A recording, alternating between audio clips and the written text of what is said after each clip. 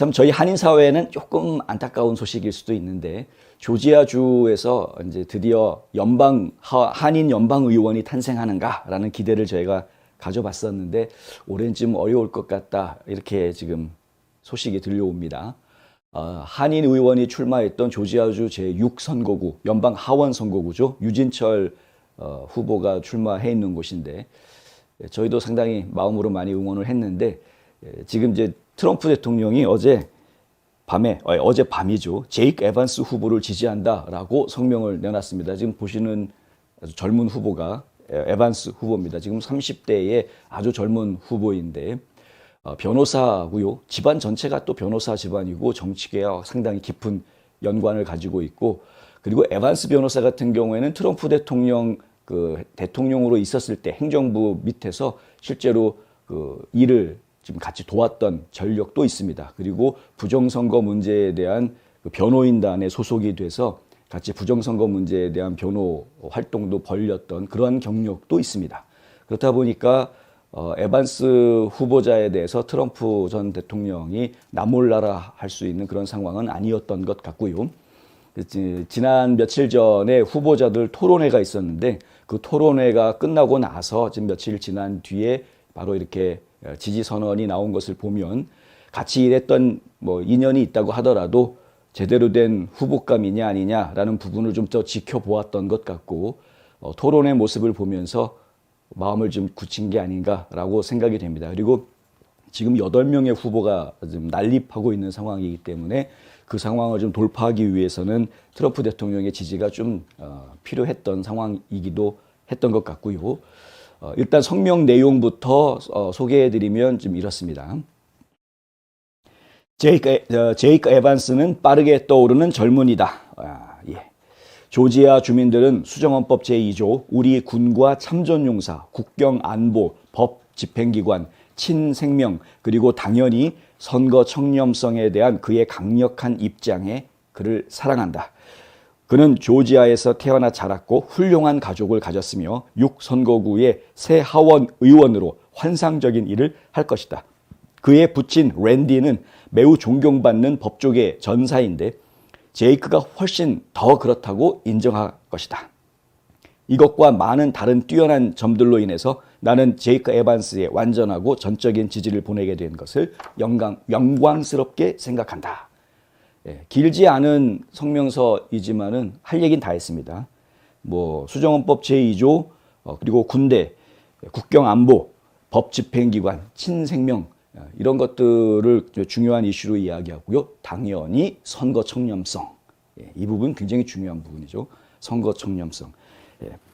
저희가 이제 트럼프 대통령이 이렇게 이미 투표가 시작됐지만, 지난 2일부터, 월요일부터 투표가 이미 시작됐지만, 중간에 껴들어왔다고 하더라도 트럼프 대통령이 이렇게 지지 선언을 해줌으로써 제이크 에반스의 당선 확률이 굉장히 많이 높아졌다라고 감히 말씀드릴 수 있는 증거가 있습니다. 그 증거가 무엇이냐? 지난 화요일에 있었던 오하이오주의 선거 때문에 그런 것이죠. 오하이오주에서 있었던 선거 그 그래프를 여러분들 혹시 기억하시는지 모르겠는데요. 그 선거 그래프를 자세히 보면은 이렇습니다. 원래 J.D. 벤스 오하이오주의 그 연방 선거 상원 선거를 얘기하는 건데요. J.D. 벤스 같은 경우에는 3등 여론조사에서 항상 3등으로 나오던 인물이었는데요. 트럼프 대통령이 지지 선언을 4월 15일 날 했습니다. 4월 15일 날 지지 선언하고 나서 3등이었던 후보의 지지율이 확 올라가고 그 당시에 1등이었던 후보의 지지율이 떨어집니다. 왜냐하면 이제 1등을 달리고 있었던 후보도 마가 정치인으로 인식이 되어졌던 인물이기 때문에 유권자들이 그렇게 나뉘었었는데 트럼프 대통령이 벤스를 지지하겠다라고 하니까 마가 유권자들이 이제 1등 달리던 후보에서 3등 달리고 있던 벤스한테 표가 몰리게 되는 것이죠. 그래서 여론조사 결과로는 1등과 3등의 폭이 좁아지면서 1, 2, 3등이 거의 크로스하는 그런 상황으로 전개가 됐고요. 4월 23일 날 트럼프 대통령이 직접 유세 현장에 나타나서 지원 연설을 해줍니다. 그렇게 하고 나니까 완전히 뒤집혀가지고 벤스가 1등, 여론조사에 1등으로 올라가는 것을 저희가 보았고요. 실제로 이제 1위로 통과하면서 무난히 벤스가 지금 당선권 안에 들어갔다. 이렇게 지금 얘기가 오하이오주의 연방 상원의원이 될 것이다. 이제 이런 얘기들이 나오고 있는 상태가 됐죠. 이래서 지금 제이크 에반스를 도와주겠다라고 발표한 그 부분이 결국에는 당선으로 연결되는 연결고리가 될 것이다라고 지금 저희가 보고 있습니다. 8명이라는 엄청난 9명인가요? 8명인가요? 굉장히 많은 후보들이 지금 나와서 각 축전을 벌이고 있는데 다 고만고만했습니다. 사실 우열을 가리기가 참 쉽지 않은 그런 상황에서 선거 자금을 가장 많이 모았던 사람은 미치 매코넬이라는 후보였고요. 미치 매코넬은 2년 전에 출마했다가 공화당 후보가 됐었는데 예비 경선에서 선출이 돼서 공화당 후보가 됐었는데 민주당의 캐롤린 볼도 후보한테 패하죠. 그래서 캐롤린 볼도 후보가 연방 하원 의원으로 들어가는. 그래서 이제 그 당시에는 7선거구였었는데 그 선거구가 원래 빨간 선거구였는데 파란 선거구로 뒤집어지는 그런 상황이 됐었습니다. 그럼에도 불구하고 미치 매코넬이 이번에 다시 그러니까 한 번 졌던 후보임에도 불구하고 다시 출마했는데 뭐 100만 불이 훨씬 넘는 굉장히 많은 선거 자금이 모여졌고요. 그래서 상당히 좀 유력할 수도 있겠구나. 한인 사회에서는 또 사실 애틀랜타 한인 사회에서 알고 지원했는지 모르고 지원했는지 모르겠는데 하여간 미치 매코넬 후보를 지지한다라는 사람들이 제법 많이 나왔었습니다. 그런데 지금 이제 상황은 교통 정리가 좀 됐다고 봐야 되겠죠. 제이크 에반스 쪽에 좀 더 지금 제이크 에반스도 지금 100만 불이 넘는 후원금을 거둬들였고요. 지금 이제 후원금 규모로 따지면 한 2위 정도 되는 것으로 알고 있고. 근데 이제 트럼프 대통령이 2년 전에는 미치 매코넬을 지지한다고 했었는데 요번에는 제이크 에반스를 지지한다고 했기 때문에 미치 매코넬 쪽의 동력도 완전히 떨어지게 될 것으로 보인다.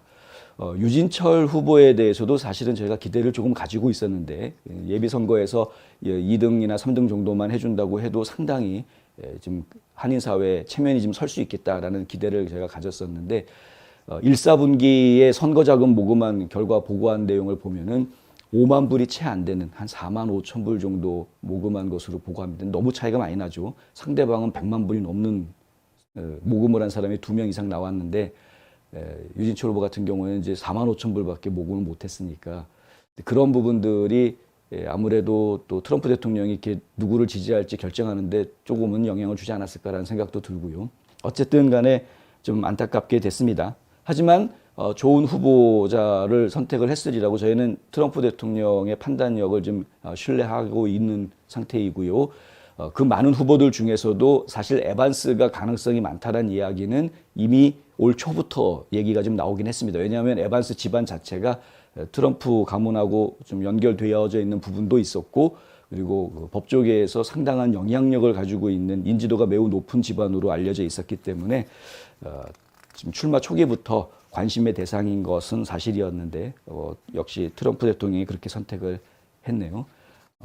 약간 지켜봐 주시고요. 어쨌든 그 6선거구는 만약에 공화당 내부 예비선거에서 결정만 된다고 하면은 그냥 바로 공화당 후보가 6선거구의 연방 하원이 될 가능성이 큰 것이기 때문에 정확하게 어떤 그 생각을 가지고 있는지 저희가 연락을 한번 취해 보도록 하겠고요. 가능하면 인터뷰해서 여러분들에게 한번 선을 보이도록 하겠습니다. 어차피 저희 동네 사람이기 때문에 한번 연락해 보도록 하겠습니다.